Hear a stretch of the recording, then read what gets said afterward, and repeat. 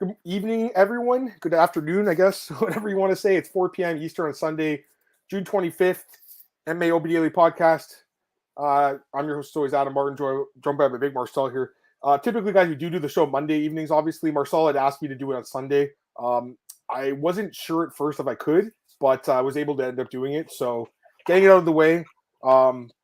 Still plan on doing the Mondays, I guess, but this week Marcel needed the day off, right? So, anyways, Marcel, we're here on Sunday evening, man. We're going to recap UFC Jacksonville. How's it going, man? How's your weekend so far? Yeah, man, all good, man. I'm happy you had the time to do it, man. Getting some time off from bagging chicks you normally do, so I'm really happy for that. So, I love you, dude. You're the best. You're the best wingman ever, man. I appreciate that. But yeah, I'm doing well, man. I mean, man, what's a long card yesterday? Yep. It feels longer for me because it's earlier. When it's at night, Yep. it's go quicker, in my opinion. But it was a fun card overall, I think. But yeah, I mean, we definitely have to talk about PFL as well, I think. I agree. We'll talk about both. Glad you guys got a bunch of people in the chat right now on Sunday, so I appreciate that, guys. On short notice too, we appreciate it. I'm doing good, Marcel. I just pitched 2 softball games. I'm exhausted. It was so hot outside, dude. It's like super, super hot playing in the middle of the day, but ended up going 1-1, won the first game today and lost the second one. But fun day, and we'll talk about the fights now. I just want to get the comments, and we'll get into the fights, guys. We got Glenn here as always. Even on a short notice Sunday, you make it. So we appreciate that hype. So not used to Sunday. I mean, Monday's still the podcast, but it's the summer anyways. Marcel's got a few things to do, so had to switch it up, boys. For today, appreciate you guys joining us. We got Paul here. Paul, what's going on, man? Glad to have you in the chat, my friend. I agree with you. It was kind of a weird card. There were some like really shit fights, but there was like 3 or 4 amazing fights, and we're gonna get into them. Like, if there's any card to give out more bonuses, it was this one. I really think so. We'll talk about that because I know I saw your tweet about Peak and Chepe, and I completely agree. We'll talk about that fight in a few minutes. By the way, guys, you always see me drinking Monster here. I just want to say we're not sponsored, but Monster, if you see this, I mean, I'm having a beverage too, but I'm not sponsored by this company either. But it's delicious, by the way. A couple other comments here. We got Joe in the chat as always. Joe, what's up, man? Glad to have you here, my friend. Antoine, what's up, bro? Glad to have you here, my friend. We got Wani. We're gonna talk about PFL, and we'll talk about Zuck and Elon as well. It's such bullshit, but we'll still talk about it. What's with all these fighters willing to train them? Oh, please let me train you. Oh, please let me train. It's cloud chasing, and it's kind of like GSP even did it, and it's kind of disappointing a little bit. But like at the same time, Marcel, they're gonna make a lot of money too, like by training these guys, right? So, anyways, we'll talk about that after. Let's get some more comments here. Maycee, yeah, we'll talk about Maycee. I agree with Glenn. The main card was really good, actually. I'd say it's better than okay, Glenn. I think it was pretty fucking great, to be honest with you. Patrick, what's up, man? The absolute best of the business back at it. How are we doing today, boys? We're doing good, man. Especially after that comment there, my friend. I appreciate that. We'll talk about PFL in a few minutes. What's up, boys? Hey, Chris, what's up, man? He says, interesting card, great fights, some duds. Dude, completely agreed. And we're going to talk about that. Yes, a lot of over, especially in the prelims. Like, a lot of fights that... Fuck, man. If you told me that Chepe and Peak were going to go 3 rounds, like I would have bet all my savings on the over. But, I mean, what was the odds of that? Barber and Ribas was a great fight. Hebus, I should say. Here, Marcel. What will Marcel offer Hans Molenkap to get that monster sponsorship? That's that guy that Dominic Cruz is like friends with that he's riding the bicycle. You know that picture? Yeah. I mean, he has a Dutch name, so he should. That's a Dutch name, dude. Hans Molenkap. Yeah, I know. Paul's talking about Santos. Okay, let's just get into the fights, guys. I think we did enough for the introduction, so we're gonna recap the card. 13 fights to recap. We obviously lost a fight, which sucks because Marcel, I got to be honest with you. Like, I was really looking forward to seeing Tyra, put on another show. The guy's really good. You will see him soon. That's all I can say. Singapore? Sooner. I cannot say, but you will see him soon. Well, I'm going to be in 290. I've heard there's a rumor potentially he could be on that card. You will see him soon. Okay, yay! But are they going to rebook it or no? I'm not going to say that's not done yet. So I'm trying, guys. This guy, Marcel, knows a lot more than you guys think. He knows a lot more than I think. He just can't say it because he doesn't want to his sources tell him this shit because they trust him. If he just goes, he's like, hey guys, I'm on the MMAOB Daily Podcast. I'm going to break all my nudes here. I get it, Marcel, trust me, but I still have to try. I got to try. If I could, I would, but I cannot right now. So totally get it. Anyways, we lost that fight, which sucks. Stupid guy misses weight again, but it is what it is. We did have 13 fights. There were some really good fights, some not so good ones. Let's just start from the top, work our way down. Overall, I mean, I think it was a harder card to pick because a lot of upsets, right? And a lot that definitely the beginning. there was a lot of exactly in the prelims, right? Like the first 4 fights were upset. Suddenly, the main card there was a few more. Like not really many people would have guessed that happening. You know what I mean? There's a few fights that I thought could have gone either way, or a few fights with kind of weird lines, but a lot of fights that just didn't go the way I thought. So I ended up going 6-6 on this card, Marcel. After last week, I think I went 11-1 or 10-1 or whatever. Kind of a step back, but hey, it is what it is. You know, I ended up doing okay with my betting just because I picked my spots. I always tell you guys, pick your spots. Don't bet every single fight. Anyways, let's just go from the top, work our way down. Main event, El Matador, Ilia Topuria puts on an absolute amazing performance here, wins a wide unanimous decision, Marcel, about the widest he gets. 50-42 from Chris Lee, 50-44 from Sal D'Amato, 49-45 from Eric Colon. We have a lot to talk about this fight, so let me just get into it, and I'll let you talk to Marcel. I mean, I thought Topuria would win, and I thought he would dominate the fight. I did think he would finish the fight. Josh Emmett's about as tough as it fucking comes, guys. Like, I mean, most people would have been finished. This guy is extremely tough, extremely durable. And, you know, Marcel, it's like, yeah, he's got a great chin, but he was just also in fantastic shape. He was in great shape. Like, this guy was still going forward in the 5th round after eating all those damage. So, very impressive that he was able to eat the damage. But, obviously, Topuria put on a one-sided beatdown here. It's crazy, right? Last week we had a one-sided beatdown. We have it another week. And there was that Dern and Hill fight like a month ago or whatever. That was one-sided too. So, we've had a few of these one-sided main events this year, which is crazy. This fight was very one-sided. Ilia Topuria landed 152 significant strikes compared to 87 for Josh Emmett. He also scored a knockdown, 3 takedowns. He looked amazing, man. He looked great the entire fight. I mean, there's nothing really else to say. He looked amazing.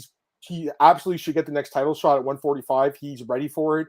I don't know if he'll beat Volk or Yair. I don't know. Yair, I think he could beat Volk. I still don't know if he'll beat Volk, but he absolutely deserves a title shot.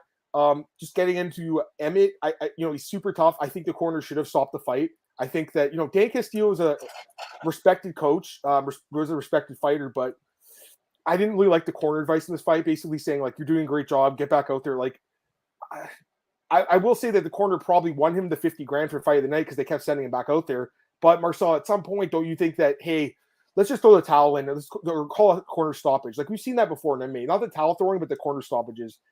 Especially after the 4th round. I gave the 4th round a 10-8 scorecard. That's what Sal D'Amato gave and Eric Colon. Chris Lee gave it 10-7. I don't know about that. 10-7 is pretty extreme, but at the same time, I don't hate it either. Because that's about as close as it gets to like finishing a guy where you don't finish him. So didn't hate it, but kind of thought it was 10-8. Also, the one judge that gave the 1st round to Emmett, like, what is he watching? I was thinking, like, what round did they give to him? I thought maybe the 5th round because Emmett actually did well the first couple of minutes, and then he got taken down and beat up. So you can't give him that round really either. I had it 50-44, but I mean, there's no doubt he won the fight. He looked amazing. They won fight of the night, Marcel. I know that's really controversial in your opinion. I agree with you, by the way. I think it is too. It was a good fight, but a one-sided fight. Anyways, it was, yeah, I mean, I can't complain too much. It was a good main event. Ilia looked great, like I thought, and he pretty much announced his name as the next contender. And Emmett is tough as fucking nails. Like, Emmett, like, again, Marcel, he's on the decline, there's no doubt, but the guy still puts on fucking great fights. Like, think about some of the fights he's been in, guys. Like, the Calvin Cahill fight last year was a war. The fight with Shane Burgos 2 years ago was a fucking war. Or 3 years ago, actually, I should say. That fight was a war. And he's had some other amazing knockouts, too. So, Emmett, at this point in his career, Marcel, he's not a contender anymore, I don't think. Like, he's still top 10, obviously, but the guy's fun to watch. So, he's a fun guy to watch, and Topuria is amazing. So, anyways, give me your thoughts, man, on the fight. I think I said everything I want to say. Go ahead. Marcel. Do you hear me? Yeah, I can hear you. Yeah, I forgot to plug in my mic. Give me your thoughts on the fight, main event. Go ahead. Yeah, man. I mean, Ilya looked great, He was dominating, man. I don't want to say he was toying with him, but it pretty much looked like it at a certain moment, And Josh is just super tough. Like you, I didn't like the corner advice at all. It was more like, I don't want to say too bad stuff, but it was more like friends helping friends than coaching, really. It's like, you're doing good, dudes. Let's go, put it together. You can do it, And you saw was nothing gonna happen, man. I'm just super, super tough, man. I think most people would be stopped by Topuria, and Topuria to put some exclamation point on it, takes him down in the 5th round and dominates him there as well. So yeah, good win by Topuria. I expected the finish, not gonna lie, but I don't think it did anything bad to the performance that he didn't get the finish. I think he looked really good. Listen, man, I like to see him fight the winner of Volk Jair. If they don't do that, they can do Ortega. I don't mind that either, But I mean, I like to see him fight next for the title. I think he's really good, and it's a 5 rounder. You don't see it often that. New contenders being so dominant in a 5 rounder. So yeah, I like it. I mean, I there's no doubt. What do you think of the scorecards? How did you had a 50-40 4-2, right? Same as me. Yeah, man. I mean, how can you give round 1 to Emmett? I don't see it. They're really weird. And listen, the 10-7 is less worse than the 10-9 to Emmett. That's what I think. Yeah, but I agree with that. it's yeah, but I mean, it was a clear win for Ilya. And yeah, pretty much we both picked Ilya. I expected him to finish, but still, I mean, he didn't. Like I said, he didn't finish, but it still looked great what he did. So, yeah, good win. I picked him in all his fights in the UFC now, I think. You know what's crazy? The guy who gave him the hardest fight by far was Jai Herbert. No, Jai Herbert. Yeah, okay, but there was a lightweight. Yeah, that's true. I agree with that, but I'm just saying he actually knocked him down and almost finished him, right? Zalal was the only guy that was able to survive, which is crazy. That guy should be in the UFC, I think, right? Like, he kind of got cut 3-3, 3-3-1, but still super tough. Yeah, I agree with everything you say. There's a couple of comments here, guys. I was trying to extract the info. I'm trying my best. Like, I really am. Marcel, blink if Tyra's on 290. No, he's not going to do it. And blink if Hamzat's true. I think this is true. This is what I'm hearing, too. I think you're hearing it, too, Marcel. Brendan Allen talked about the press conference. Yeah, that's where I heard it, but I didn't hear it before. So, I mean... Ali told him that. That's what he said. And he's like, oh, I shouldn't have said that or something like that. It seems like that's the fight. And I would imagine the winner gets a title shot, I guess, later, like maybe probably next year. I would guess in Abu Dhabi, right? That fight, I would imagine. I would say, yeah. Yeah. It sucks, though, because it should be a 5-rounder, but it's going to be 3, I would imagine. It should be 5. I agree, Paul. 49-45 is fucked. Like, this is crazy. Georgie, your guys are so good now, man. You know what? I'm going to give him credit because he was like, I don't know how many Georgian MMA like journalists are out there, and this guy was like the trailblazer for it when you think about it, Marcel. Maybe there's someone else like I can't think of, but I got to give you credit, Georgie, because you've been talking about these guys for a long time. And I'll be honest, man, it took me a little while to get in the bandwagon at first, but now it's like I find it impossible to pick against these guys like Dolidze, Marab, obviously Topuria. Now, here's the thing about Topuria. He's born in Germany. He's Georgian background, but he's from Spain. He lived in Spain. What is this guy's background? What is his background, Marcel? I think his parents are from Georgia. He is, how do you say that? He was born in Germany and he moved to Spain. That's what I think, Yeah. And he represents Spain and Georgia both. I know the people at Eurosport Spain. They also have the broadcast rights. They're really high on him, and they had it on the show a couple of times. Yep. So he represents both. He also can talk Spanish. I think he even Sergio Ramos, a very famous football player, who guys his soccer, was cage side. Well, I noticed the guy's wife. I didn't notice him, but I noticed the guy's wife. I don't know if you saw. Man, wow, these soccer players, man, they just killing it, Marcel. Like, geez, eh? And even actually, Ilya, I saw his wife was at the press conference. I mean, these guys. Well, I guess if you're in a really good shape athlete that's amazing at what you do, then I guess the women love you, Marcel? That's fair to say. A couple other comments here. Patrick says, "Forwards reminding me of Volk and Adesanya would have done on their way to the title." Yeah, I agree. It was complete domination. Oh yeah, Giga, obviously I forgot about him.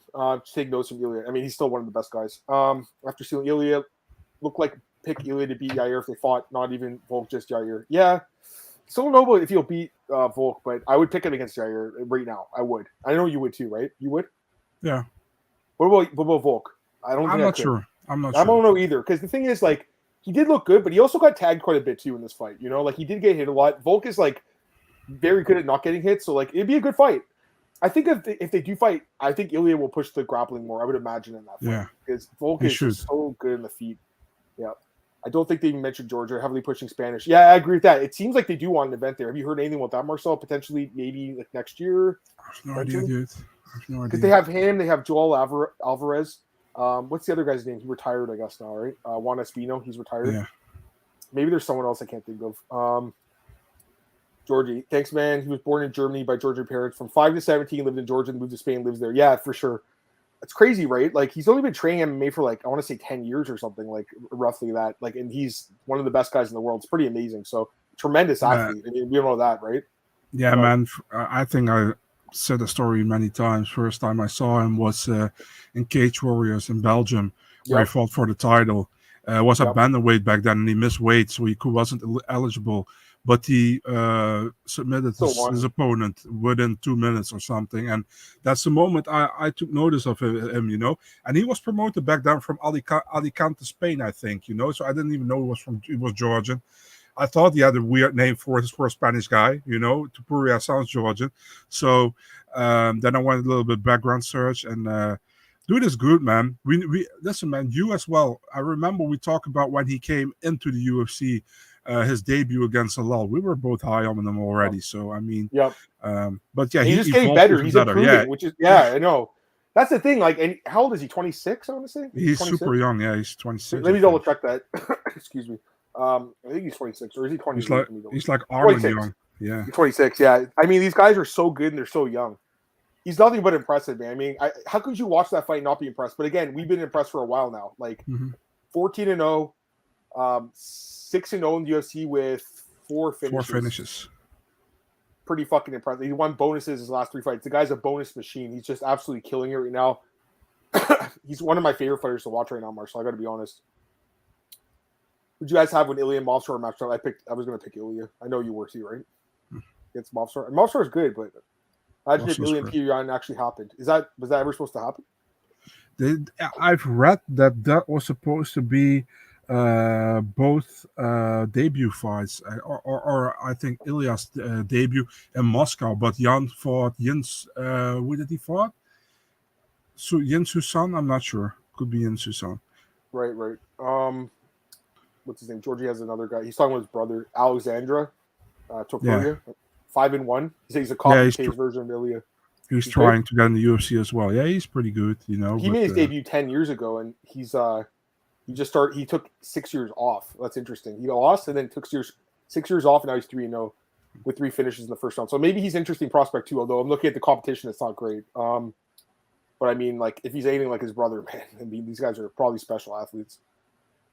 Evloev is good too, but I mean, Topuria, I think, I don't know. Evloev is good, but he struggled with Diego Lopez, who's not even a ranked fighter. Like, Topuria just ran through Josh Emmett like no one else has. And I know some people are going to say, like, you know, Josh, he's taking some damage, had those wars, like, with Cater and with Yair and stuff. I get that, but, like, at the same time, like, what this guy did was just unbelievable. Like, the way he just beat him down for 5 rounds. Again, we all thought he finished the fight. I'm almost more impressed that he did it for 5 rounds in a way, you know?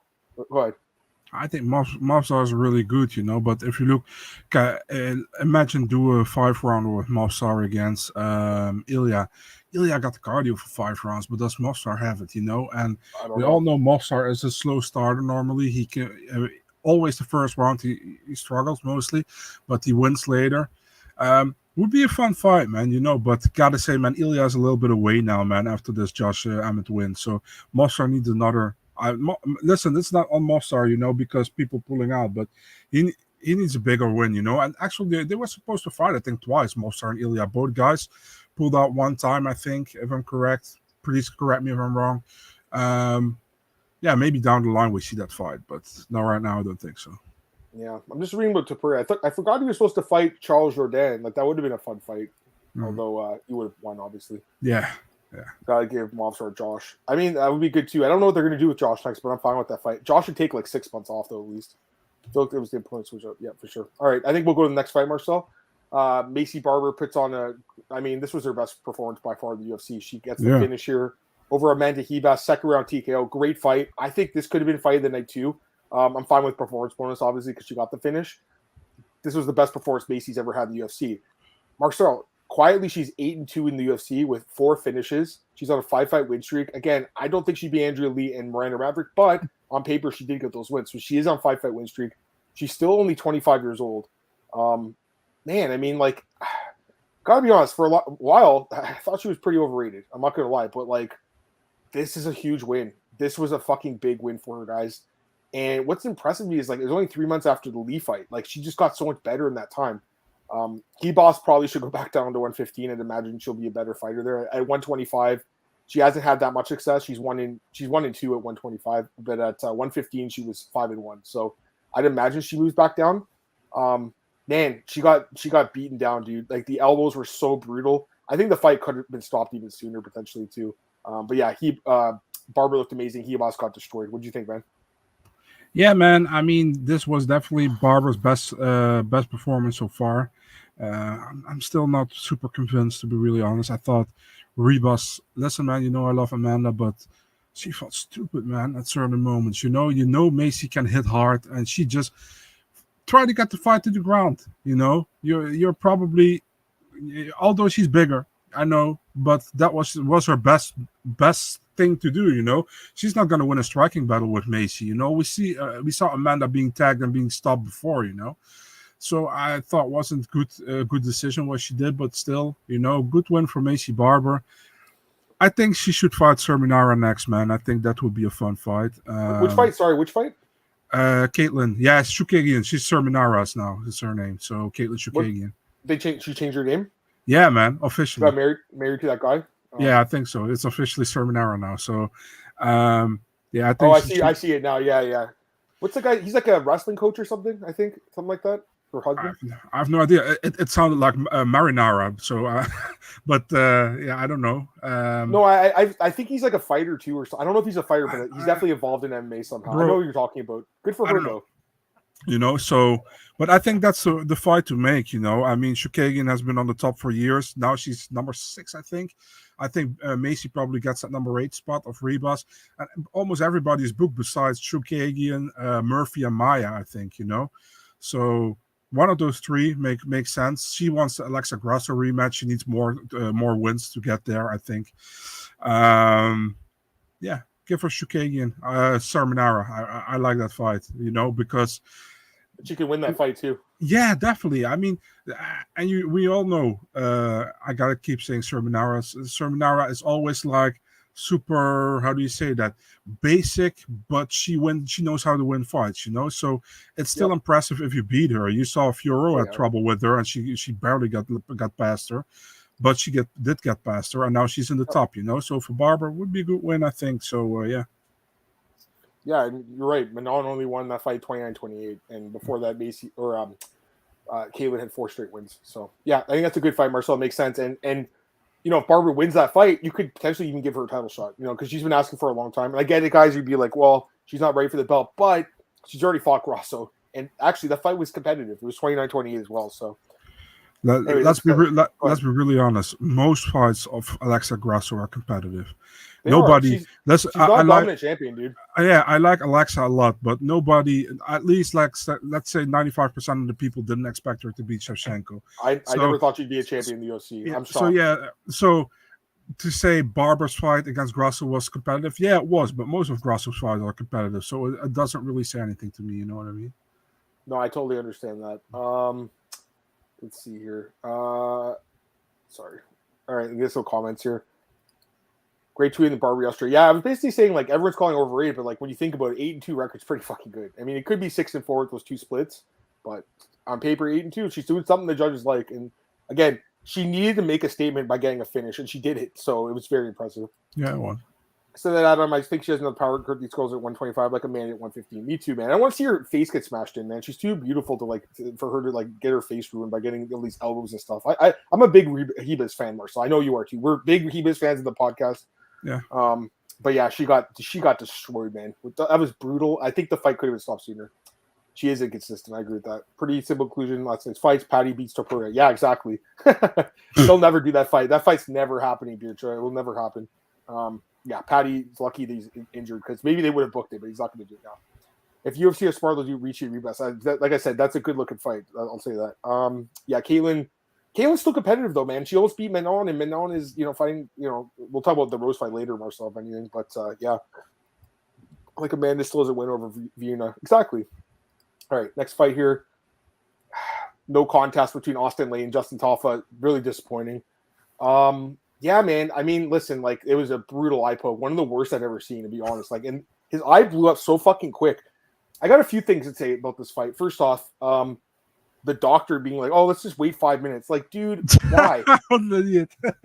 Send the guy to the. I saw Eric Nixick's tweet. He's like, "Why are we doing this? Like, send this guy to the hospital so he doesn't lose fucking eyesight." Like, Yeah. dude, his eye was fucked. Like, it was one of the worst.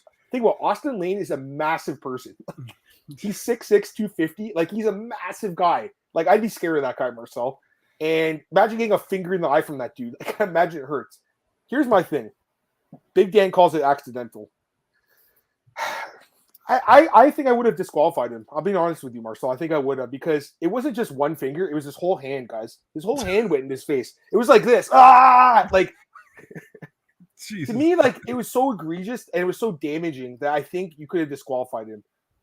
Also, because if you disqualify him, Justin gets his win bonus too, because he got fucked here when you think about it. He gets eye poked, puts in the whole training camp, and then doesn't even get the fight because the other guy can't control his fingers. I get it, guys. We see eye pokes. It happens. It's unintentional. I don't think people are trying to do it, but you have to be in control of your weapons. They always talk about this. And why did Lane have his hand where it was? It doesn't make sense. It just doesn't make sense. I know he's like kind of a raw fighter. I get it, guys. But like, I think if there's any fight where you can disqualify someone for an eye poke, it was this fight. It was just such a damaging shot. I don't know if you agree with me or not, but what do you think? Let me hear your thoughts on it. I mean, dude, I knew immediately when Tafa was, was turning away, that it was bad, because the Tafa gang, those guys, so tough. They're so tough. They don't turn away for nothing, for anything normally, you know. So when you saw that was one of the most horrifying eye pokes I've ever seen, man.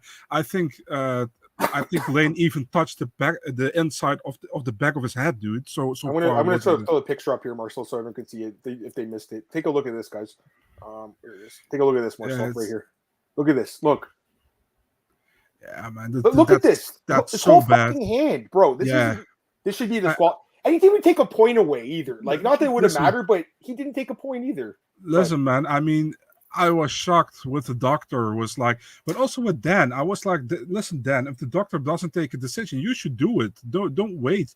You should wave it off. Of course, Tafa's going to say, let me wait. But he immediately said he couldn't see. 3 minutes later, he couldn't see. Stop the fight. I make sure he goes to the hospital as soon as possible.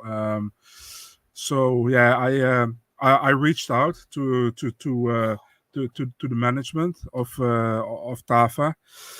And I will read you what he said. Sure. Just look at this fucking eye. This is like one of the worst I've ever seen, man. It's so bad. So bad. It should heal fine, inflammation in the iris and a bit of a damage in the retina, but should make a full recovery. That doesn't sound good. Damage to his retina? That's not good, Marcel. No, true, but it should heal, is what it said. So I hope so. Man, I mean, this was what really this kind of remind me of. Do you know that picture of Travis Brown with Fabricio Werdum? Do you remember that picture? You should type it in on Google. Maybe you see it. Or which one there was? By the way, I'm just reading an article that he gave some quotes to an Aussie website. Let me read the quote. Yeah, go ahead. Tafa said, "I thought my eyeball had been ripped out. Honestly, that's why I turned around, stepped away. My first thing I was thinking was, can I even see my kids again? I didn't care about the fight. I thought I lost my eyeball. I thought it came out of my face. I just hope it's not bad damage. Everything's blurry. I can see your face, but everything's just blurry." And then he went on Twitter and said he wants his win bonus. And Marcel, can they give this guy's win bonus? Like, can they stop fucking around with these fighters with this bullshit win show money system? It's such bullshit, honestly. Give the guys money. Don't you think if anyone deserves it, win bonus to be this guy? Yeah, for sure, man. I mean, this was bad. You know, it's really bad. Dude. I mean... this was the fight? Yeah, there, on the left, you see it. This one? Wait. Sorry. No. That? Oh, that's bad. You know what was another bad one? When he fought Matt Mitrione. Mitrione, yeah. Guys, watch this. This was the worst I've ever seen, probably. Look at this detail. There it is in the middle, yeah. Oh, my God. I'm not trying to laugh. I love Meathead, but holy fuck. Like, look at this. Horrible. Dude. What was the outcome of that fight? Did Brown win by TKO? I don't know anymore, actually. I'm going to double check it. I think it wasn't a decision. I'm going to check right now. When he fought Mitrione. Maybe he lost it. I can't remember though. Travis Brown, by the way, I hated Travis Brown. He's still in the UFC, right? Yeah, Brown won by TKO. That's complete fucking bullshit that he won that fight. You know, he's still on the in roster? UFC. No way. Yeah, he is. He's still getting tested because he's Ronda's husband. That's why he's Ronda's husband. Okay. And there's rumors that Ronda might come back. You've seen the rumors, I'm sure. Because the belt's available. Yeah, let's ask Royce Gracie as well if he wants to come back. You know. I love you, Marcel. You're like the funniest guy. I enjoy this podcast so much, guys. You have no idea. Let me get some comments here. Body kicks from Lane. I think Lane could have won the fight. I talked about this with you, Marcel. Like, he's a big dude. He's a good athlete. Like, it's possible. But again, based on what happened, like, it was just the guy's so raw. It was just bullshit that he, basically got away with it scot-free. Yeah, Joe agrees with me. He wasn't going to take a point. Even if the fight continued, Tafa would have still like got damage and no point deduction. Patrick, I agree. Adam, shove your open hand in your opponent's face in the middle of exchange. Wild. Like, it just makes sense. They're exchanging. He just like shoves his hand up. Like, it's not really a natural reaction. I mean, how far this goes up in your eye? That's crazy, dude. It's fucked. And let me read some more comments. Antoine, my friend is texting me saying Rachel Ogvich made an OnlyFans. I assumed she already had one. She's not a fighter anymore. I started to swell is bad, bro. Tafa's Mark Hunt's guy says Glenn UFC won't do him favors. The cut suggests his fingernails weren't checked. Possibly. He looks like Mark Hunt as well, by the way. He does look like him. Florida Commission sucks. The judging there sucks too, although they use the judges from Vegas in this time. It's funny because the actual Florida judge, Troy Wickenpod, I think his name is, he actually did a good job, I think. Yeah, he did. But Chris Lee and South. Anyways, we'll talk about the scorecards earlier. So by the way, why was Sal D'Amato for almost every fight? Because Sal somehow has got dirt on everyone in this industry. He must have pictures of everyone doing stuff bad. Like, can't they not find better judges? Anyways, you know what? I'll give Sal credit. Like I've said on this podcast, he's improved over time. He's gotten better at his job. Okay, let's give him a little credit, Marcel. He had the right scorecard in the main event too. I'm gonna give him a little. You credit. can give him credit. That's cool. But I think he blew one of the. I think it was the Emirates fight. I think it was him and Chris Lee, right? Yeah. We'll talk about that after.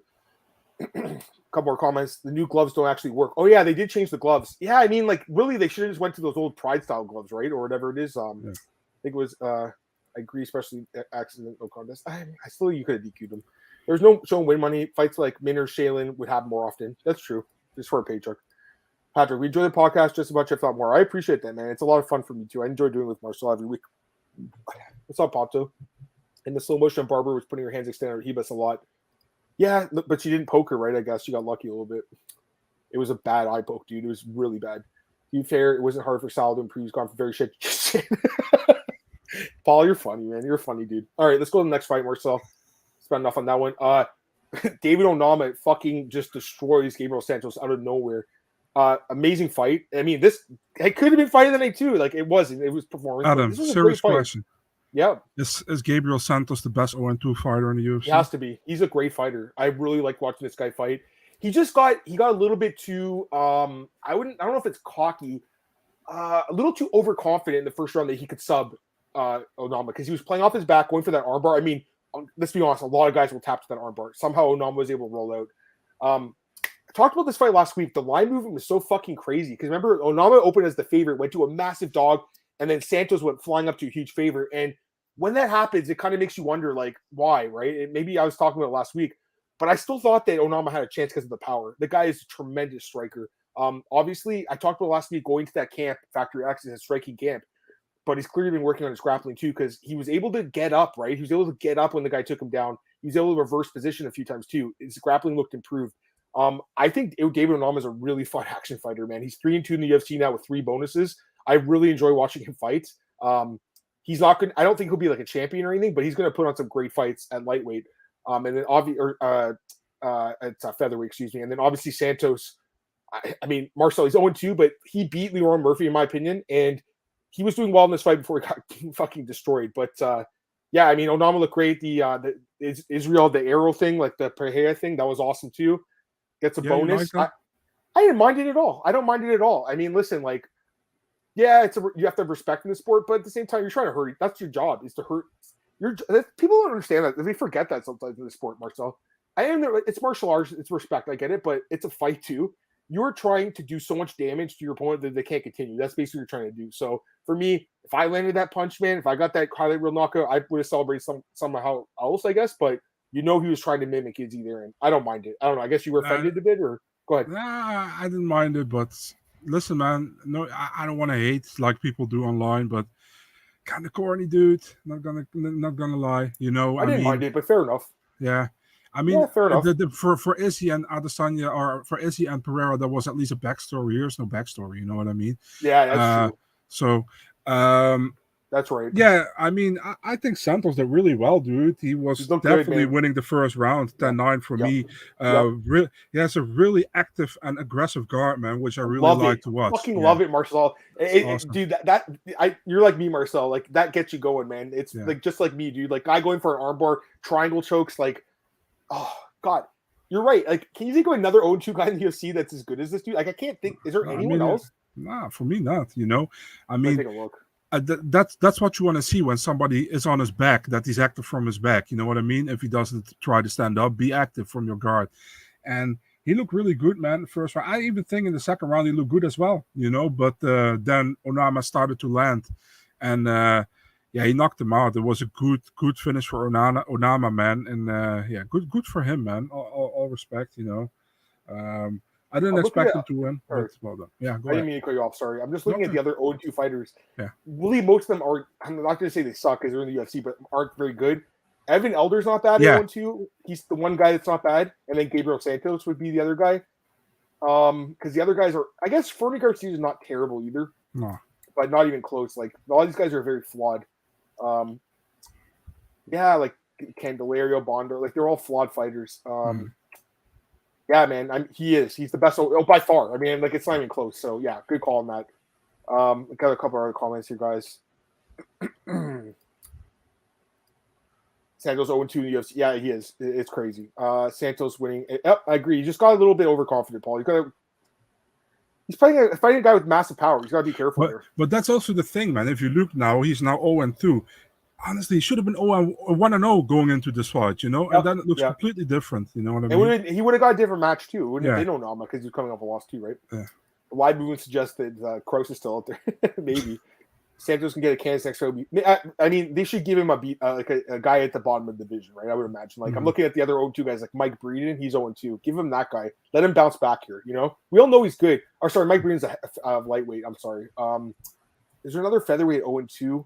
They cut Nick Fiore. Was he? No, he's a lightweight as well, eh? Yeah, he's cut, I think. Yeah, there's not many guys that are 0-2. Anyways, Evan Elder. Wait, no, he's a lightweight too, isn't he? Shit. Yeah, but Evan Elder is fighting someone else. Can this guy just move up in weight? More fights there. He does have a fight book. I'm just taking a look quickly. Yeah. Oh, the one guy that's out there, Marcel. Oh no, that's bantamweight. Okay, let me take a look here. There's got to be someone that's 0-2. You got Moscatino, and that's it. That's it. There's a few other 0-1 guys. Anyways, yeah, he's good. I think I've talked enough about this fight. Let's go to the next one here. Brendan Allen submits Bruno Silva. Great fight. It only lasted less than a round, but it was a really fun fight. Bruno Silva landed some good shots too, but Brendan Allen, he knocked him down, so striking looked better. And then I counted it last night, guys. This is his 10th career win by rear naked choke, I believe. That's pretty fucking great, including 6 wins in the UFC by rear naked choke, plus his win over Aaron Jeffrey on Contender. That's his signature move. He's won his last 3 fights by rear naked, 4 of his last 5 by rear naked. Brendan Allen's really gotten better, man. I really like him too. Called out Izzy. He had a great mic performance, I thought, after the fight, Marcel. He knows how to talk. Yeah, I call it Izzy. I don't know about that though. I don't think being an unranked guy gets you that fight. What do you think? I know he's won 5 straight, but what do you think? He's not unranked.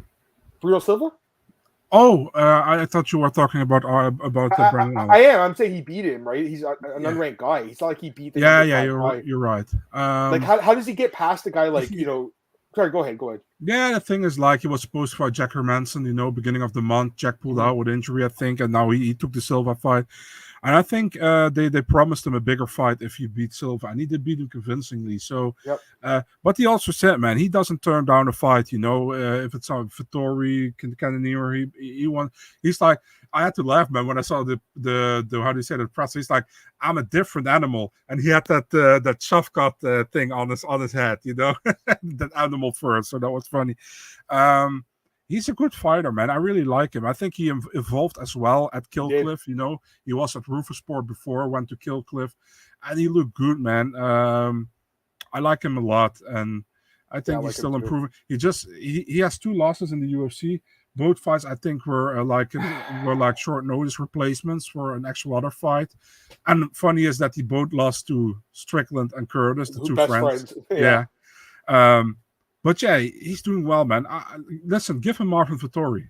that would be a good fight, I think. Someone said that in the chat. I think Antoine did. It's a fight that makes sense, right? But Vettori needs time off, so I don't know if they'll do that next. Does Dolise have a fight? Do you know if that fight is it Brunson? Is that fight official or? As far as I know, not. But maybe Georgie can help with that. Georgie, do you know anything about that? Because the rumors are on Twitter. I don't know, but yeah, I think Vettori. Honestly, like you could fight the loser of Duplessis Candy. You could someone or Duplessis and Whitaker. I'm sorry. Wasn't there a rumor about Ivan Wolf and Dolitza, which was not true? Yeah, all these guys are posting these fake rumors. It's so hard to know. Like annoying, our good friend James Lynch talks about this all the time. He's like, unless it comes from Marcel or like Cole or like Mike Hack or like who else, Nolan King, like, or I guess John Morgan because Ali or Brett because Ali's giving them fights in Dana, right?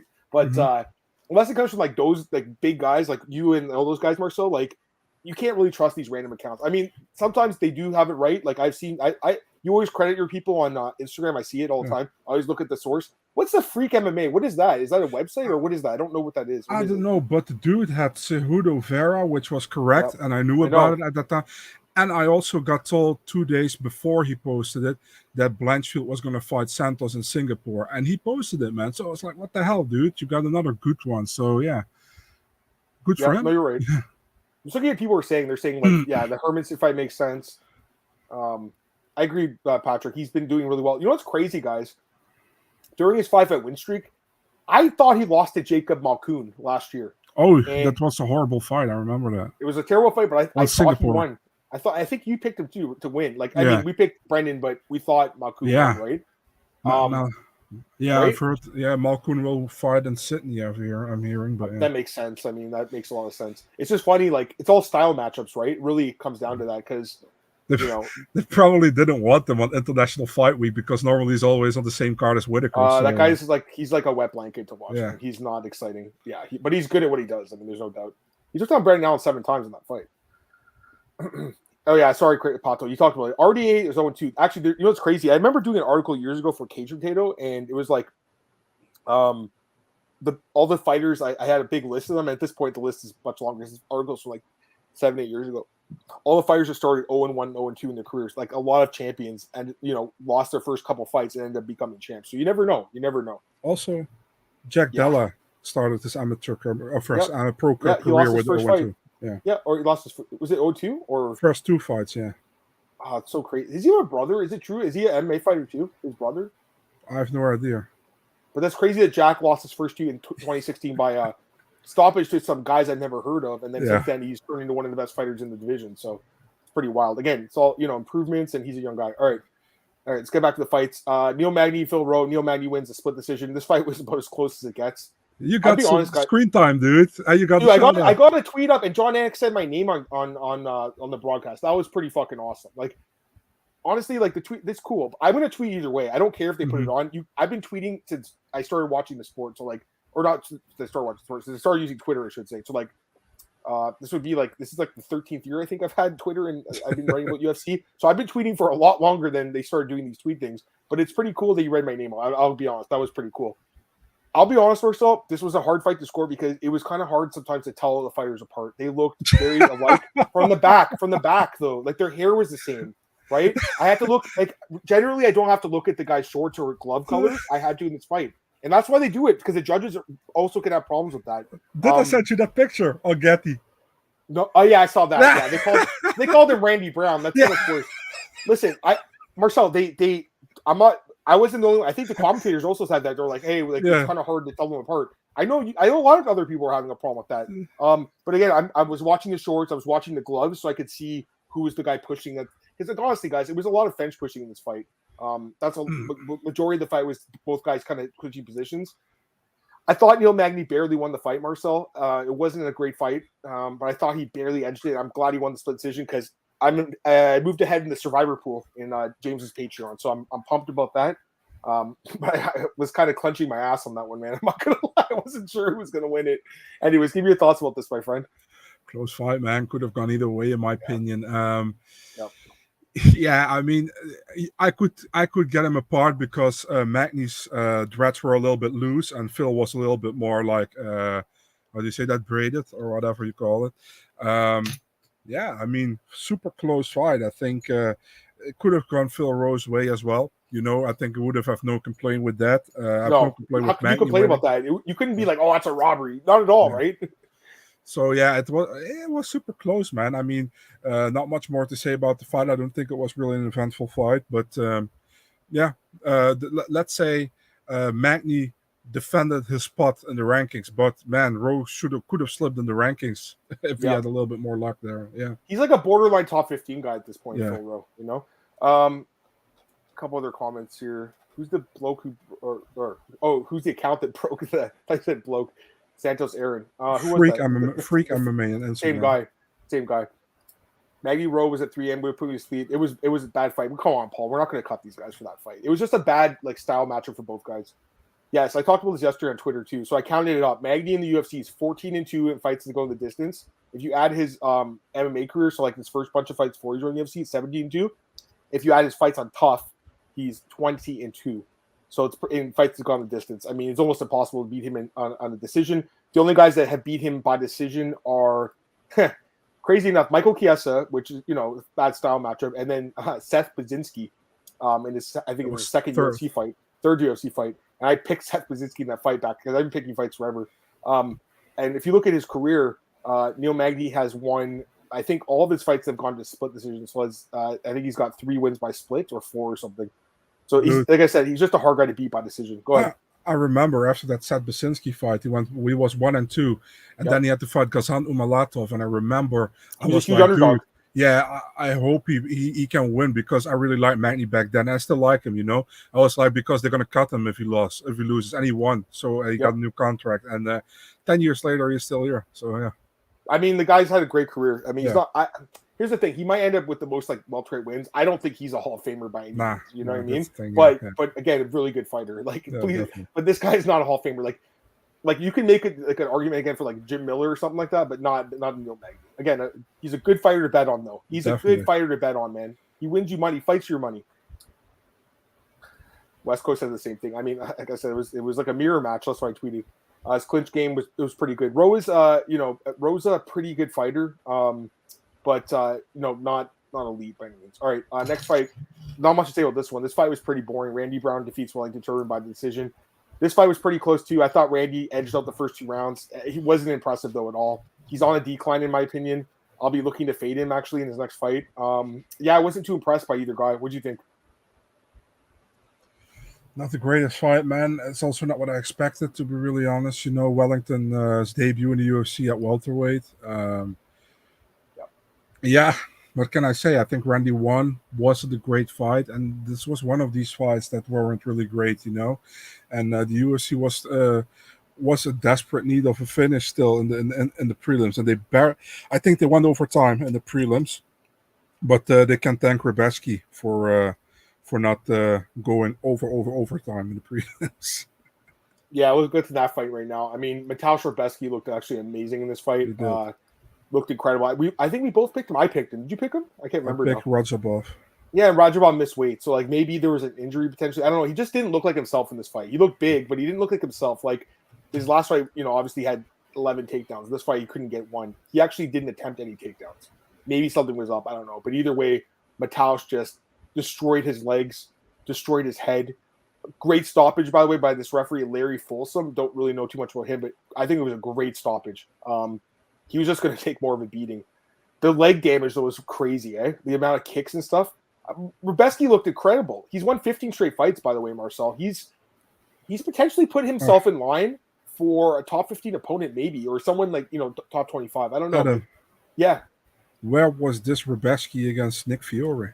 I don't understand that fight. It doesn't make sense because if you look at what Chase Hooper did to Nick, why wasn't he able to do in that fight? The leg kicks were absolutely just destroyed the guy's legs. Go ahead.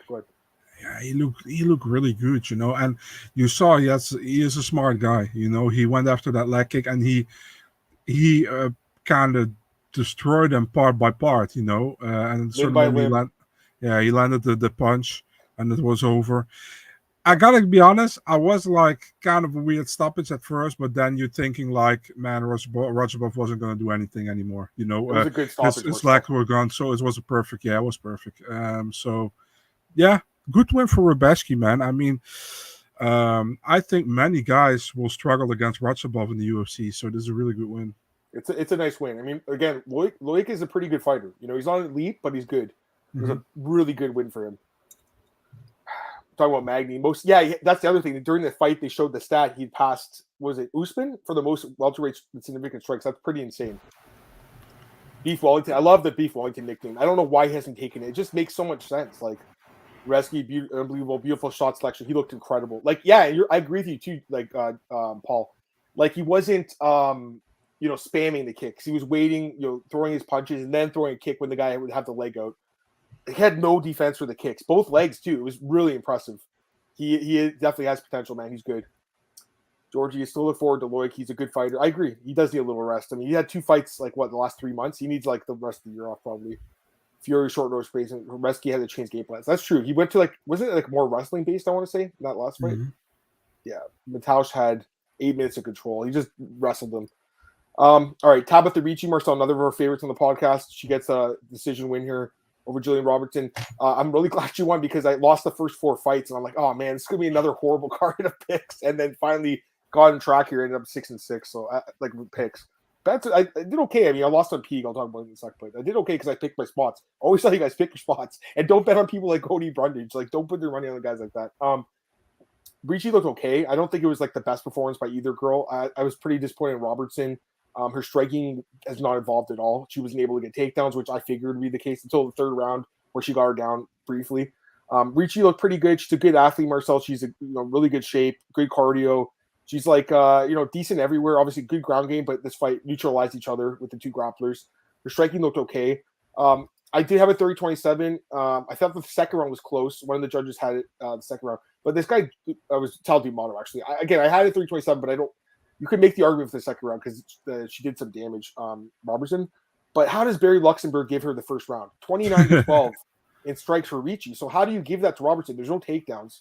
So how did 12 significant strikes outweigh 29? That just doesn't make sense. So, yeah, I don't know. Anything else to say? It wasn't a great fight. Ricci well.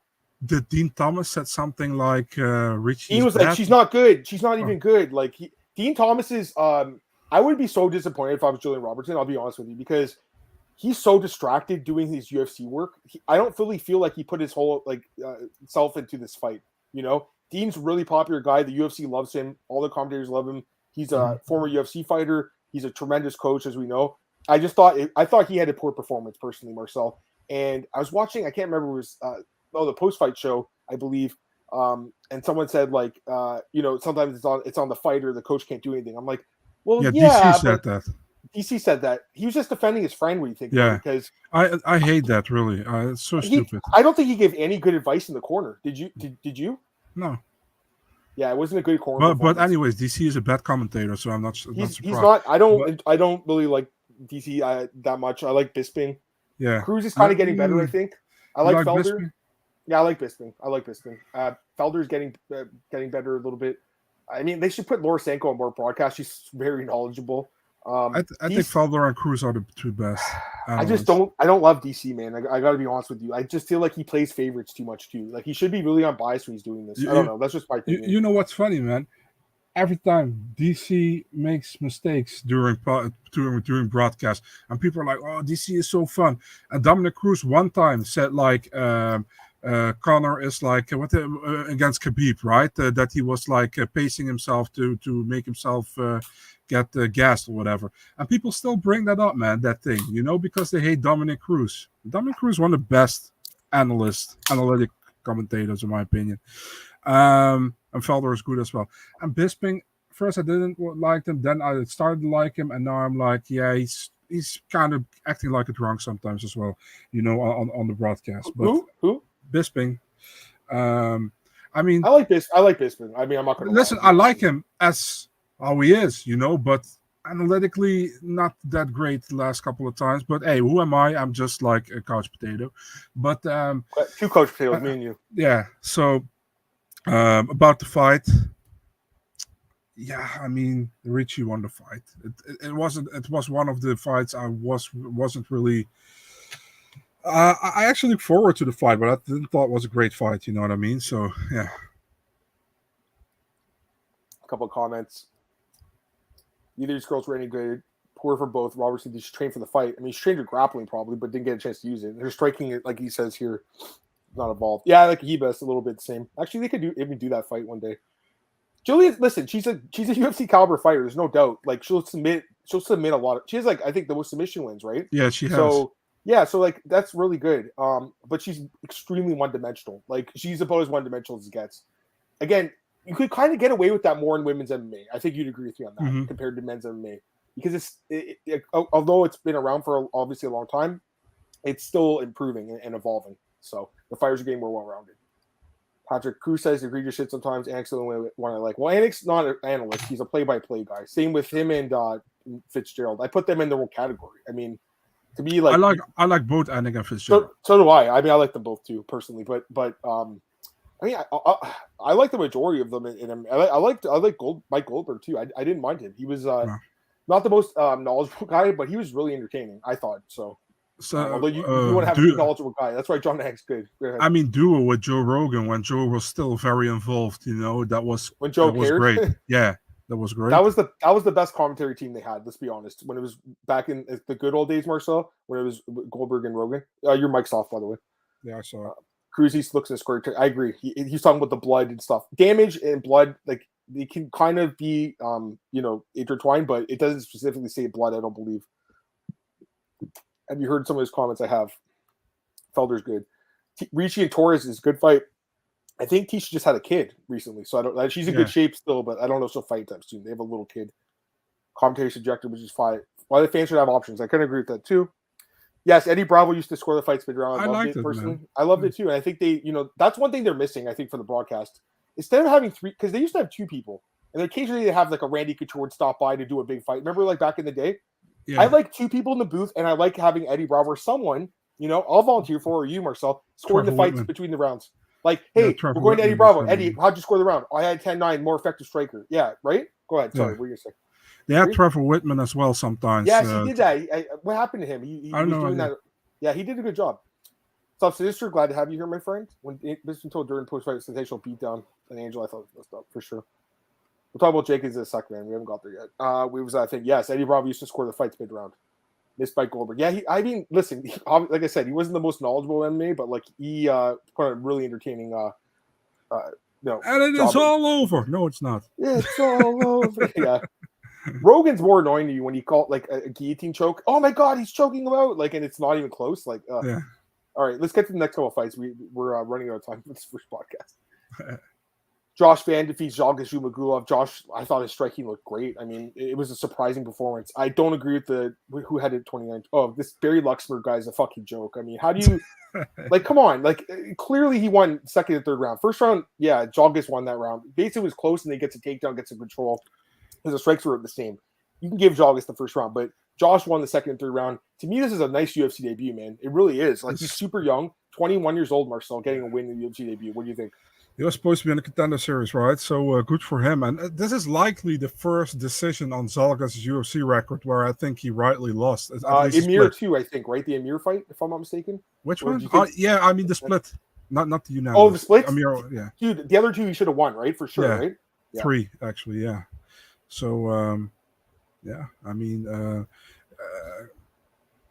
it was clear. First round, Zhumagulov. Second round, Van. I think third round was a little bit more closer, but still got to go with Van there, So I had 29-28 for Josh Van. Great debut on short notice, 1 week's notice. Fun new guy in the division, 125. I mean, I like it. Let's see what's next, Yeah, I mean, like Joe says, it was an easy. This fight's easy to score. Like, it's first round, Zhalgas, second, third round, Josh. It's not a hard fight to score. The fact that one of the judges screwed it up is really concerning. Zhalgas deactivated his account. Okay, that's not good. His boxing looked great. I mean, this is a good signing by the UFC. I wasn't sold on him because I watched that fight where he lost and he got dominated on the ground. I still think there's going to be guys that dominate him on the ground, but the striking is really good, Marcel. His striking is very good. It was fun to watch. Asdell Hill and Zhalgas probably the most split decision losses. There's another guy, Jesse Ronson. He had 3 in a row as well. 3 in a row. Guy. And he got cut, I think, right? Didn't he get cut? Yeah. It was like... Yeah, there was Kevin Lee, Michel Prazeres, and I don't know who the other was, but Dunham, maybe? I don't know. No, I don't know. It was... Oh God, I gotta check now. Michel Prazeres, Kevin Lee, and let's see. Okay, we gotta figure this out, man. Who was it? Yeah. Who was it? Let's not check. I have to go look though now. yeah, that you told me. gotta look. Man, Marcel, come on. Who was it? Oh, Trinaldo. Oh, Trinaldo. Okay, Grandpa three good Trinaldo. names. Yeah, 3 good fighters and gets cut off that. Yeah. Chaga should get a fight in Singapore. I don't think they're going to give him another fight, dude. He's 1-6 in the UFC. They're going to give him another fight, Marcel? They shoot, man. They shoot. 1-6, dude? Still, you got to see how those fights came, you know, how it's about. And if the UFC does that, they should give him another one, in my opinion. There's got to be someone in flyweight. Like, I'll be honest, there are guys, actually, now I think about it. Like, who wins? Juan Camilo Ronderos or Jalga Shumagulov? Who wins? Jalga Shumagulov. Yeah, so there are guys he could beat, so maybe they will give him another fight. That's how I always look at it. Like, are there people these people could beat? And then there's guys who get cut, like a Nick Fiore. We talked about him earlier. I'm like, okay, he probably can't beat anyone, so he should get cut. You know what I mean? At 0-2. Got to meet Jogs to 288. Yeah. Dude, I'll tell you this. Awesome guy with a big smile because he has 2 wives and 6 kids. He's got 2 wives, guys. Think about that. Who wouldn't be happy with it? Well, I mean, it'd be stressful too, but like, 2 different wives? Like, you got 2 different homes to go to, Marcel? It's like you're living 2 different lives. It's crazy, man. What's that called? Bigamist, I think it's called, or something like that. Bloody Elbow did an article about him, Marcel. Of course they did, eh? By the way, Bloody Elbow, they fired Trent Reinsmith, I think. Was that the guy? That's wild. Wow. Because that guy's been around. He does not like UFC. He doesn't like MMA.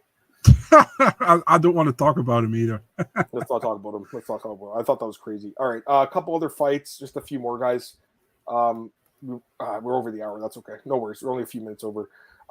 Shepe Mariscal. I throw him under the bus. He asked me if when I said like on. I can't hear you, but the mic's off. There you go. People care about their own shit instead of being noisy and being annoying about other people's thoughts. And I meant it in a positive way. And then he replies under it, so you think Nazi ideals are a good thing. I was like, dude, you're going to the extreme immediately, you know, and you're always like negative like 99% of the time on Twitter. Like, just leave me alone and shut up, you know. And, I think he blocked me like 2 or 3 months ago. I don't know.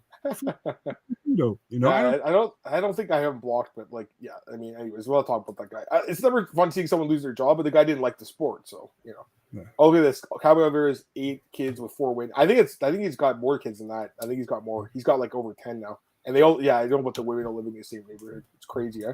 All right, let's get to the last couple of fights here. Marcel Chepe Mariscal, like I mentioned, amazing debut here against Trevor Peek. I mean, this really should have been the fight of the night, if you ask me. I mean, this fight was an absolute dogfight, guys. It was fucking an amazing, amazing fight. Chepe looked great in his debut. Like I said, man, like I watched the tape on him and he looked good. I'm not gonna lie, he did. But I was just worried about the short notice, the chin, because he's been knocked out a few times. Moving up on weight on short notice, but it didn't matter. He's just so much technically better. And Trevor Peek, you know, he's a dog. Like I told you last week, he'll fight for your money, Marcel. He will fight for your money, but just didn't have enough, not technical enough. Took a beating in this fight. The significant strike count's only 71-51. Like I'm surprised it's not more because I felt like Chepe landed more than that. He looked great though, man. 30-27, great UFC debut for him. I remember watching Ultimate Fighter last year. His girlfriend Claire Guthrie, the Grizzly Bear or something, she was on the show, and they had that segment where you know she was talking about her boyfriend. He was an LFA at the time, I believe, and I wasn't sure how good he was, Marcel, because his record's kind of inconsistent. But he's on a 4-fight win streak now, and he's going to move back down to featherweight. And actually, he actually said that he might go to bantamweight. So that's crazy to me. But that division just gets better and better if he goes down there. This was a great fight, man. These guys got robbed of $50,000 each. What do you think? Yeah, I tweeted it out, and many people were in agreement with it. You know, only the people who are not in agreement with it were people who didn't watch the prelims. Like Dana. So yeah, I mean, I wonder if even Dana, Hunter, Mick, or Sean watched the prelims. Probably not. Probably not. They gave no bonuses to the prelim fighters, which is crazy. So I mean, it was a great fight. I really enjoyed it. Yeah, and good win from Mariscal. Also, 1 week's notice. Yep. Good win, dude. Great win. I mean, a great fight. Like Trevor Peek showed off a good chin again, but yeah, I agree. Trevor Peek and T-Rex would be an amazing fight. Crazy Peek, Chepe or UFC World Legit Killers, Hardwick and Al Sawadi. Well, I mean, Chepe's pretty good, man. He's a good fighter. He's better than Peak, obviously. And I Peak was should have also trusted Peak comes from the Contender Series, right? So I should have trusted the sharps on this fight because a lot of the sharper people that that's where the line went down. Remember, it was minus 200, went to pick him. At the end, Trevor Peak closed at minus 150. But at minus 110, it was hard not to take a shot at Peak because of, again, the short notice and stuff, the weight we're moving up. But yeah, I mean, clearly these guys have to fight today. Do you think Peak will get knocked out eventually? Yes, absolutely. He does need to change up his style because it's just not going to win you a lot of fights in the UFC. Glenn says a wild war from Dana White's series, not high quality. Well, I mean, it was a bit sloppy, like Trevor Peak's fights always are, but I fucking I loved this fight. I enjoyed it. I mean, I follow people on Twitter like during the fights, and it seemed like most people were just like loving this fight. So, yeah, again, these guys, I hope they get a locker room bonus, Marcel, because I thought it was a tremendous fight. They got a locker room bonus. They can't shake Dana's hand when they see him. Shake my hand. A couple other fights here. We'll end this UFC Jacksonville recap. We had Jack Jenkins win a split decision over Jamal Emmers, and I just don't agree with this one. Like, yeah, it was a competitive fight, but I thought Emmers won the fight. I gave him all 3 rounds. The first round was close. Like, I tweeted it out. I was like, this round's close, but I'm leading Emmers a little bit. And if you look at the strike count, it was like Emmers outlanded by 1. And then people were like, oh, those kicks from Jenkins did so much damage. Okay, maybe I was wrong about that. Maybe it should have been the first round. But, I think the 30-27 Emmers scorecard from Troy Wickenpaw is way more accurate than 29-28 from Chris Lee and Sal D'Amato for Jenkins. And I just don't agree with this. I think it's a low-key robbery. Again, the stats are pretty close, so I get that. But, like, watching the fight, man, I had no doubt Jamal Emmers was going to get his hand raised. And I was legitimately shocked when Jack Jenkins won this fight by split decision. I thought it'd be a close fight, competitive fight, but I thought Emmers won the fight, man. I think he got low-key robbed here. And I looked at MMA decisions, and, like, everyone picked Emmers, all the fans, all the media. The only 2 people in the world that took Jenkins probably were Sal D'Amato and Chris Lee. Weird-ass decision, man. What do you think? I wanted to say Sal D'Amato and Chris Lee should suck my dick, but I'm not gay, and I don't think they are deserving of it. Bunch of idiots, I mean, like I said last time, if 99% of the people saying the other guy won, you got to be fucking Albert Einstein to say it's not true, Yep. But it's, again, Chris Lee and fucking Sal D'Amato who cannot score a 3-round fight, It's like so stupid. And Emmers was really nice about it, on Twitter. He's like, I know life is not fair. It is what it is, I would be super pissed, because he took the loss well, bro. Yeah. Like, he took it better than everyone I've ever seen. I'll be honest with you. And then imagine people saying after that to you, don't let the fight go to the judges' scorecard. Shut the fuck up, I mean, I hate it when people say that. Like, he wasn't trying to finish him the whole time. Obviously, he was trying to hurt each other. That's but in my opinion, he even won 3 rounds. I had 30-27 for him. You did too. I'm so glad you said that because I got so much shit for my scorecard yesterday, guys, for that 30-27. I get the first round was close. Again, I have no problem with people score that round for Jenkins, but the second and third were definitely Emmers. Bad decision. The guy got low-key robbed. It's hard for me to call it like the worst robbery ever, especially when the stats are close. But like watching that fight, man, he controlled the entirety of the fight, in my opinion. Like maybe these leg kicks did more damage than I saw, but I didn't. It wasn't like Ribas or something like that. I don't know, Marcel. I was really surprised. I was shocked, man, when they raised the other guy's hand. I really was. Me too. Just super annoying, that kind of stuff. Super annoying. Yeah, a couple other comments here. Talking about Peak. Yeah, talking about Houston Alexander a little bit like that. Maybe. Emmers best for UFC judges fucked him up. I know. I agree, Paul. I agree completely. All right, last fight here, guys. Cedriquez Dumas defeats Cody Brothers by decision. Well, how many people fucking had this fight going decision and the Peak and Marcel fight going decision? Like nobody. I never thought this fight would go the distance with the way these guys fight. Cody Brothers looks so bad in this fight. Listen, I was a little bit harsh, but like I just expected so much more. Like he's got so much more potential than what he shows sometimes. It's just so disappointing. Like we've seen him get some big wins. We saw that last year. He won 2 fights by stoppage. He beat Tristan Gore. He beat Dalcha. Like he looked, great in the Gore fight. The Dalcha fight, to be honest, he was getting his ass kicked in that fight before he came back, but still, he won the fight. The Gore fight was like, I was like, oh, okay, this guy's actually pretty good. But then, gets stopped by Alexejak, Riviera, and now this fight to me is the worst one because Cedriquez Dumas is not that great. Like he's not that great. Like he basically just held guard and did no damage. This fight was so awful to watch. It was such a bad fight. Like he had 11 minutes of control and only landed 17 strikes. That is fucking terrible. And Brundage only landed 3 strikes in 15 minutes, guys. Oh God, what a bad fight. What a bad fight. What do you think, man? I hated this fight. What did you think of it? Yeah, I mean, bad fight. Cody went for a guillotine immediately. I think after 20 seconds, came under Dumas, didn't do a lot anymore. He was just out of it, man. He was not in the fight. I talked to him after the fight. I'm not going to share what he said, but it's like he couldn't let anything go. And Mark Montoya and Yusuf Salal tried to hype him up in between the rounds. And you saw in the beginning of the third round, he got a little bit thing going and then went for the guillotine again, came under him, and it was done again. He's got to stop doing just, that. Yeah, it was just like it wasn't there. He wasn't clocked in for somehow, you know. And for listen, man, DC was like, oh, Dumas, he's improved so much. I was like, I don't listen. He looked better than in his debut, definitely. Obviously. I'm not going to take that away from him. He's training at Fusion Excel now, I think, at his first real training camp. But Brundage wasn't that wasn't the Brundage we saw against Tresean Gore, the Brundage we saw in the first round against Rodolfo Vieira. That Brundage wins that fight, you know what I mean? So it's just not good what we saw. And man, listen, I hope for Brundage he gets a second kid on the way soon. He gets. I hope for him that the UFC is like, you took this fight on 1 week's notice, we give you another one. But man, I don't know, man. This was a bad fight, and go ahead. I just question the decision to take the fight on such short notice because he's a big middleweight. He cuts a lot of weight. I honestly expect, man, I'm just think what I think, not what he said, but I just think that he thought what a lot of people thought, that he was the much superior fighter on the ground than Dumas, and the moment he got him in the guillotine, that he would have him, because he went for the guillotine within 20 seconds, but Dumas got out of it, you know. So it's like, I mean, but let's also credit Dumas with his first win in the UFC, you know.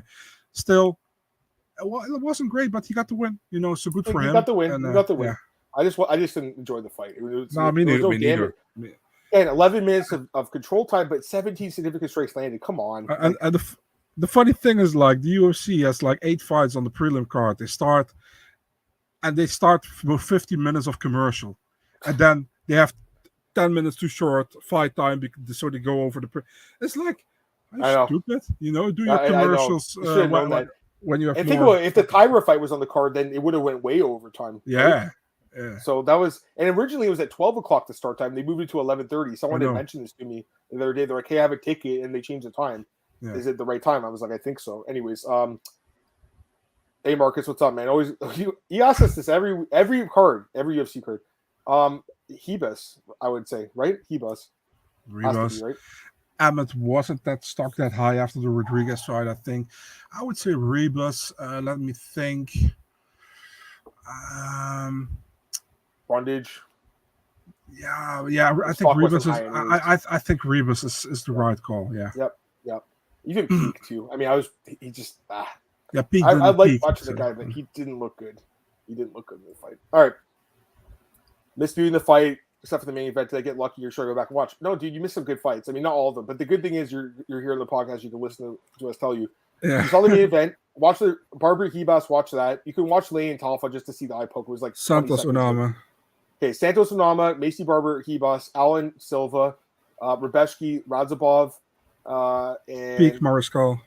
And Jenkins Emmers probably too. That was a pretty good fight, I think. It wasn't a fight of the night, but it was pretty I would check out Van against Jalgas as well. Yeah, that was a pretty good fight too. I agree. Yeah, you know what? Honestly, looking at this card, man, what would you give it out of 10? Like an 8? 7. 8? Yeah, but there was like 3 fight of the night potentials. Like 7.5 because there you go. I talked him into you it. smile so nice. I fucking talked him into that. Do you guys watch Aris? I don't watch it. There's just too much MMA, man. I watched UFC, PFL, and Bellator really for the most part. Find it harder to watch some of the other cards. Anyways, let's get to PFL really quick, Mark. If you pull down your pants, I give it an 8. Not on the podcast. Just kidding. Also not outside the podcast, dude. Oh my god. All right, let me just go to PFL now, man. Yeah, go ahead. All right, so we'll go to PFL, guys, just quickly. We will talk about that. So yeah, I mean, interesting card. Let's just go through the fights really quick. Wow, so you guys flagged that fight on Tapology.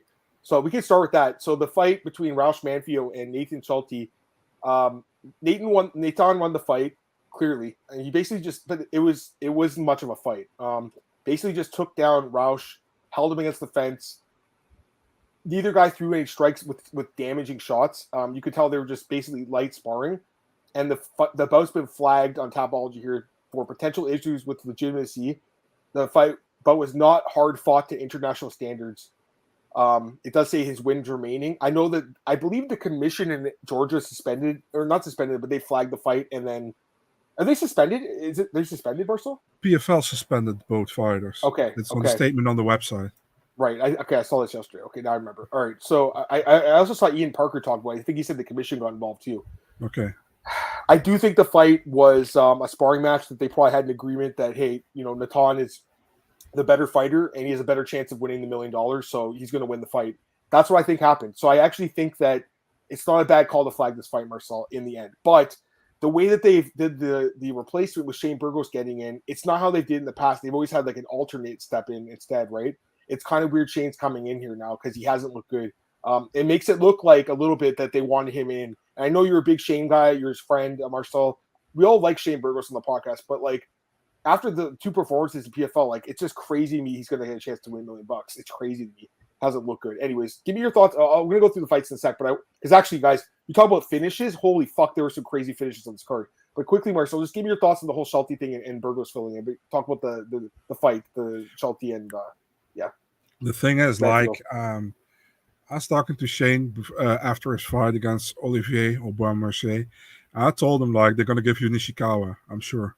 He's like, you think? I was like, yeah, man, they're going to give you Nishikawa. I don't know what they're doing with the other ones, but they're going to give you Nishikawa.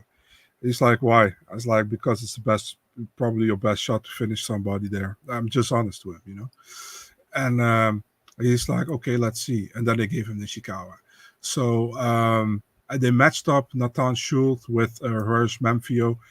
Both guys had 3 points from the first fights, so we knew one of the two guys were going to go out of the tournament.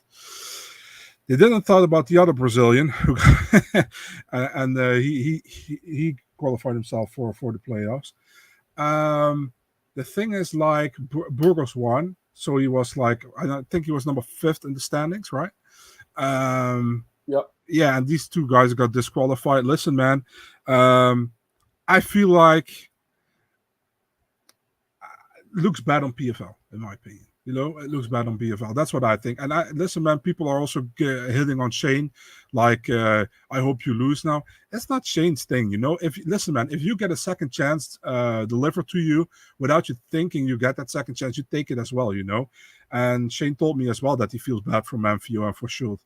So, but it's on PFL here. I think it does something about how do you say that, legitimacy? Yeah.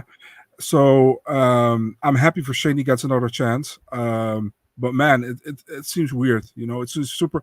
I was literally on Instagram.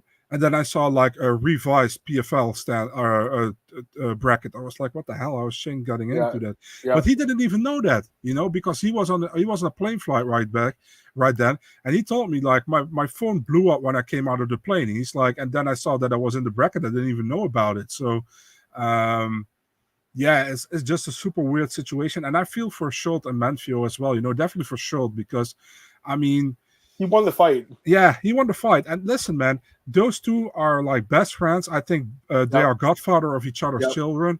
Yep. What do you expect? It's not for the $1 million. Yep. It's for a regular season fight. You know what I mean? It didn't make sense. And this is why PFL, I do watch it, but I'm getting sick of it because they handpick the matchups and call it the real tournament. It's not a real tournament when you're handpicking the fights. They should be pulled out of a hat on a live stream, right? 100%. That's the thing.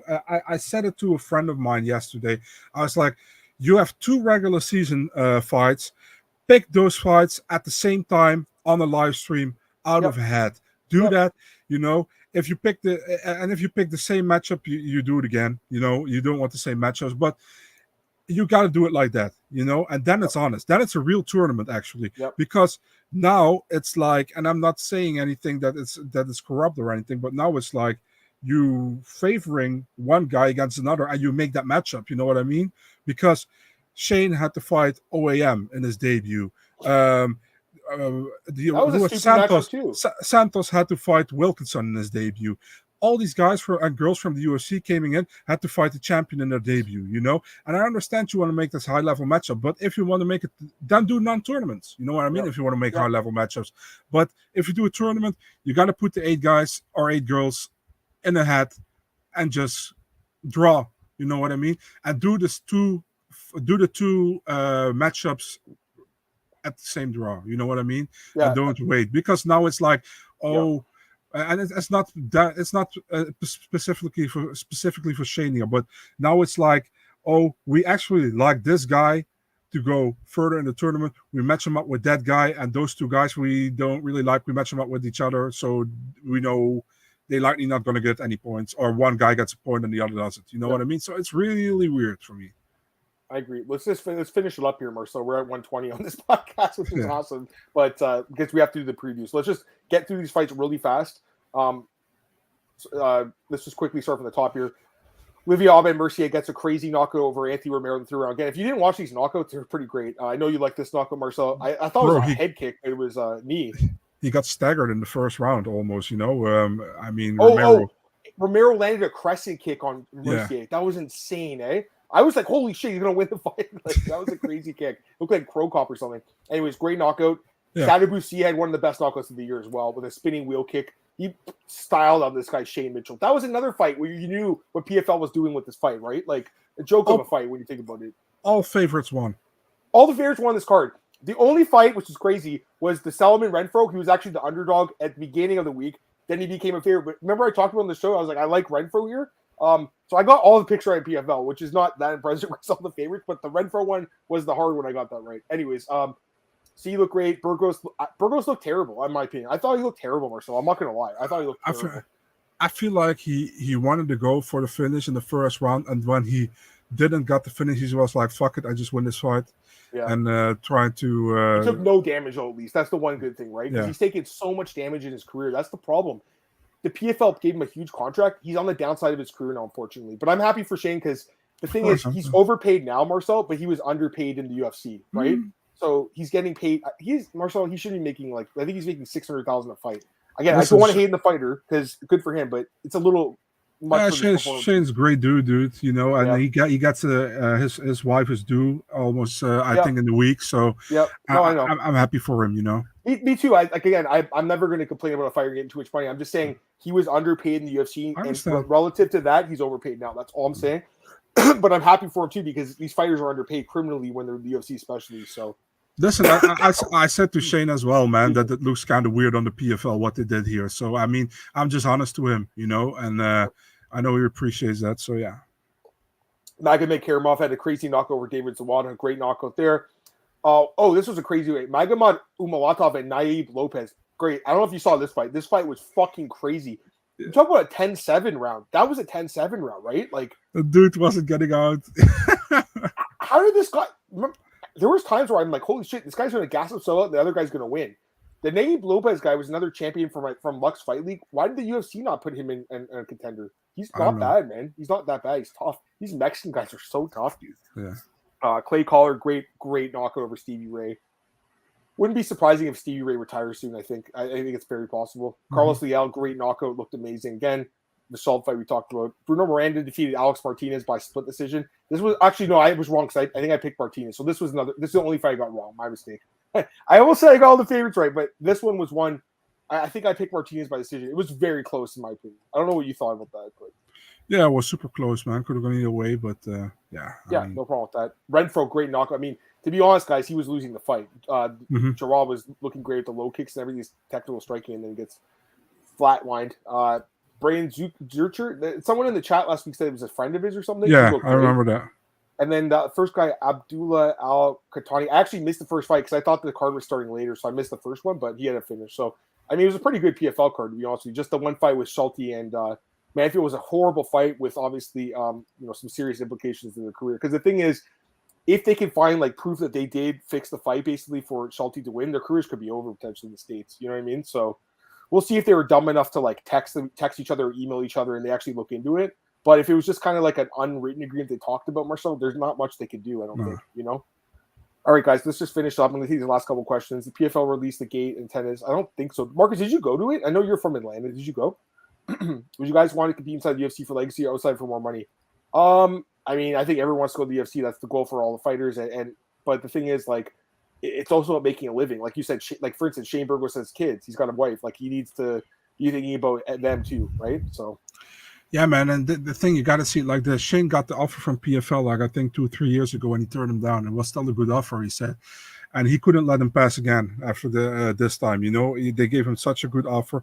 And he's like, in 1 or 2 years, I mean, he's set. The future of his children are set, you know? So, I mean, who wouldn't, right?